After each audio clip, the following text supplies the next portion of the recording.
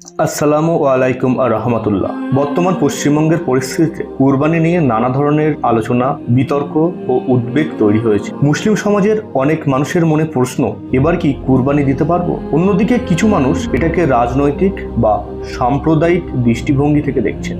আজকের ভিডিওর উদ্দেশ্য কোনো বিতর্ক সৃষ্টি করা নয়, কাউকে আঘাত করা নয়, বরং একজন মুসলিম হিসাবে আমাদের করণীয় কি, সমাজে শান্তি বজায় রেখে কিভাবে ইসলামের পথে অবিচল থাকা যায় সেই বিষয়টি নিয়ে কথা বলা। আমরা সবাই জানি রাজনীতি পরিবর্তনশীল, সরকার আসে সরকার যায়, কিন্তু সমাজের শান্তি, সম্প্রীতি এবং মানুষের সহাবস্থান এগুলো সবচেয়ে গুরুত্বপূর্ণ। বর্তমান সময়ে অনেক রাজনৈতিক বক্তব্যে ধর্মীয় আবেগকে ব্যবহার করা হয়। বিশেষ করে মুসলিমদের নিয়ে নানা ধরনের মন্তব্য ও প্রচার মানুষের মধ্যে বিভাজন তৈরি করেছে। কিন্তু একজন সচেতন মুসলিম হিসেবে আমাদের বুঝতে হবে, রাগ, উত্তেজনা বা উস্কানির মাধ্যমে কখনো সমাধান আসে না। ইসলাম আমাদের ধৈর্য শিখিয়েছে, ইসলাম আমাদের উত্তম চরিত্র শিখিয়েছে, ইসলাম আমাদের শান্তি ও সহনশীলতার শিক্ষা দিয়েছে। তাই আমার বিনীত অনুরোধ, কোনো ধরনের সাম্প্রদায়িক উস্কানিতে জড়াবেন না, সোশ্যাল মিডিয়ায় উত্তেজনামূলক পোস্ট শেয়ার করবেন না। আপনার